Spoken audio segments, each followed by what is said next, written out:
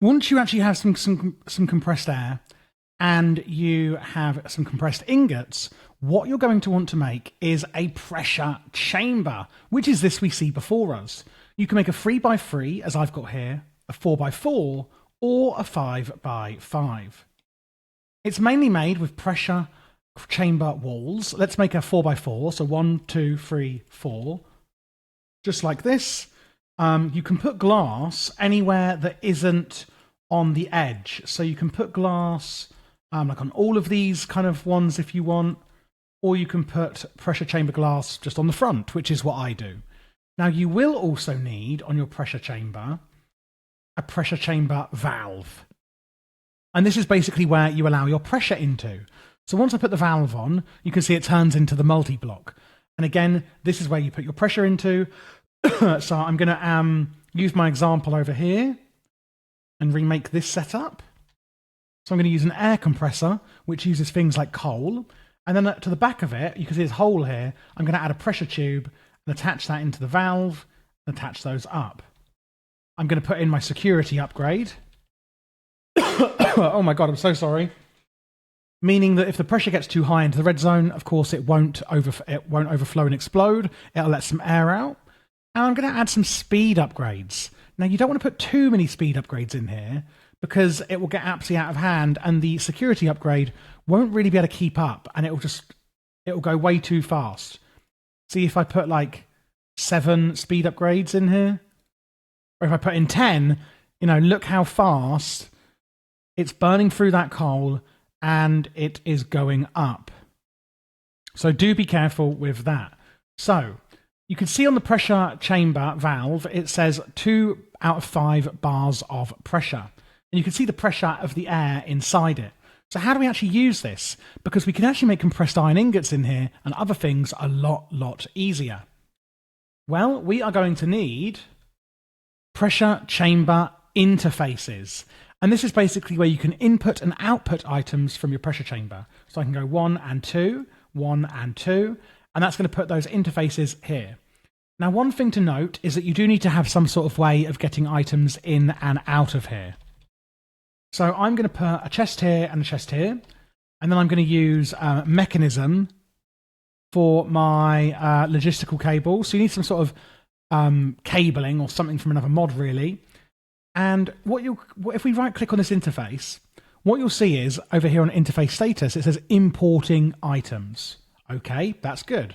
So I can click my cable on there and cable on there, get my configurator from mechanism, shift right click, so it's pulling, meaning what I can do is get some iron, put it into the chest, and it's going to go into the interface. Then you can see the rest is coming back out because it can only take one at a time. And you can see in there, it's now turned it into compressed iron ingots rather than iron ingots. And then another one tries to go in and it will do the next one. Now, you'll notice that this one as well that I've placed also says importing items. So what we need to make here is a pneumatic wrench. Pneumatic wrenches need an air canister, but again, it's basically just a pressure tube and some compressed iron ingots, which just needs more compressed iron. And what you're going to want to also make is a charging station. So for example here, I've used an air compressor. Well, and I don't think you need to charge these for this, but you will need to charge them for a lot of other things. A charging station, again, very simple to make. We're just going to add some more pressure tubes.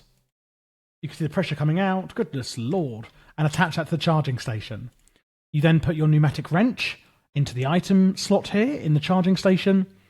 You can click this arrow to block the pressure going in, or you can let the pressure in. You can see the globules of air going into the pneumatic wrench, and you can see the pressure increasing in the wrench.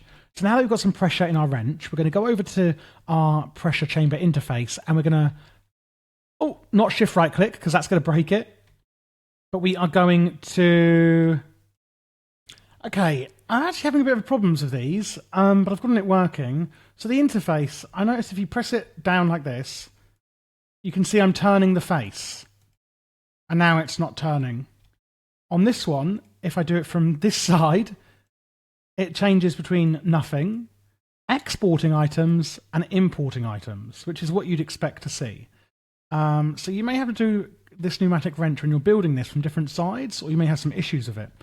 Because what we should be able to do here is place an interface, and that is importing items, and then place an interface, right-click it, and as you can see, I've managed to turn it around, but now it's stopped. You're meant to be able to rotate it, you see. So if I take off this one, now I can rotate it all the way around, which is a bit interesting. So if you do have troubles with that like I just did, just take off a wall or whatever's next to it and rotate it from the side. So now you can see this one says exporting items. We want to export all items. No, we want to only export crafted items. And this one, of course, is importing. So just be careful, I guess, with that happening, which is very strange. So again, I'm going to put my cable to import in the iron ingots. And then I'm just going to cut that off. So that's now exporting automatically items that are crafted in here into this chest. So I'm just going to reattach my pressure tube. There we go. Pressure is increasing. And we can look at this with something like the one probe installed and see that the pressure is increasing inside the pressure chamber. Once it gets to the required pressure, it will actually make the craft. So if we look at compressed iron ingots in a pressure chamber, you can see here it's showing you where you need the pressure to go up to. Pressure 2 bar. If we click on the pressure chamber wall here and press U for uses and then click on pressure chamber, you can see all of the things you need, because some things will need a different level of pressure. For example, I could put a diamond pickaxe in and a book, and it will give you a fortune 1 and an efficiency 1 book, but it will actually need 5 bars of pressure. You could put in 8 blocks of coal and get a diamond because it's compressing, carbon into diamonds, but you will need 4 bars of pressure.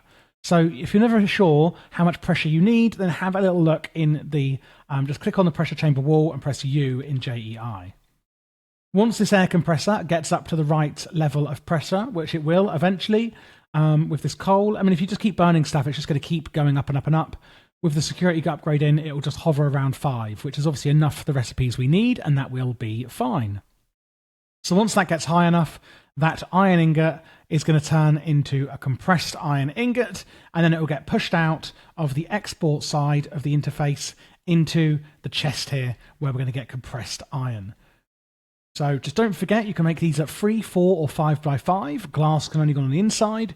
You will need a valve to import your pressure using pressure tubes. You will need a pneumatic wrench if you want to be able to export your items by turning the interfaces around. And that is how you use the pressure chambers.